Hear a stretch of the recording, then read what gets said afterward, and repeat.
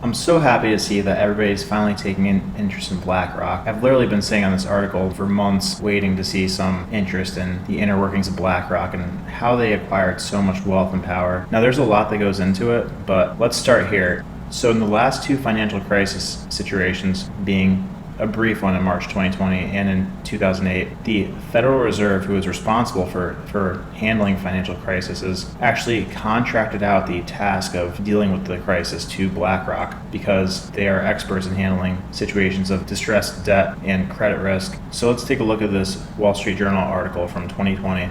So we all know that in March of 2020, the government issued $2 trillion of stimulus. So the way that works is that Congress approves that and the Federal Reserve prints the money. But just because they're a central bank and printed the money does not mean they know exactly what to do with the money, because they're not necessarily experts in handling this type of situation. So just like in 2008, they call up BlackRock and say, what do we need to do with this money? So for the first time ever, money printed by the Federal Reserve was used to purchase corporate debt, which is unprecedented and unthinkable, illegal, whatever word you want to use, because when you buy a bond, it's giving a loan. And the reason they did this is because a lot of massive companies like Ford, for example, were very delicate and at risk of getting their credit downgraded, which means they would have had higher interest payments and ultimately collapsed. And part of the problem with the Federal Reserve is that they enable companies to run themselves irresponsibly, the way big corporations like Ford will do now, because they know they have to get bailed out.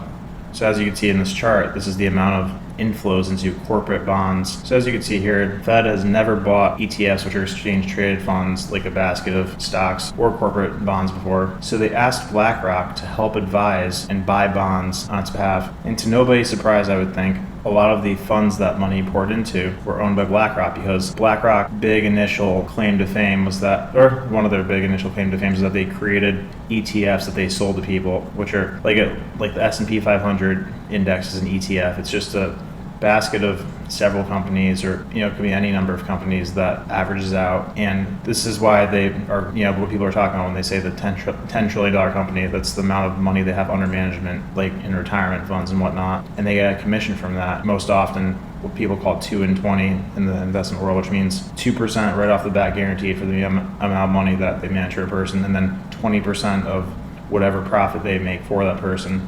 And long story short, this is how BlackRock went from a $7.3 trillion under management in 2020 to now between $9 and $10 trillion under management.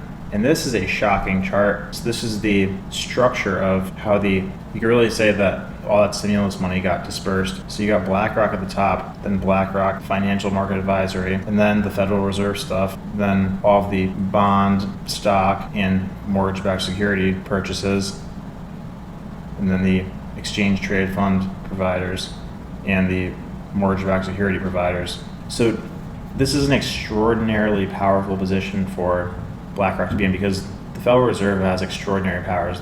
They have the ability to print money, and they don't have to factor in profits and losses. Think of them as like, one of those cartoons where like a bomb's about to go off, and you'll like have like the monster or something like eat the bomb and it goes off and it doesn't affect it. That's like the Federal Reserve. They buy things that are toxic assets so that they can take it off the market, because they do not have to worry about profits and losses. So that's an extraordinary power on its own, but it's arguably even more extraordinary to have the privilege of being able to decide where that money goes just because you're a competent money manager like BlackRock. So yeah, just for one last visualization, this is what $1 trillion looks like. We printed $6 trillion over the past 2 years. And in large part, BlackRock has been at the forefront of deciding how that gets distributed.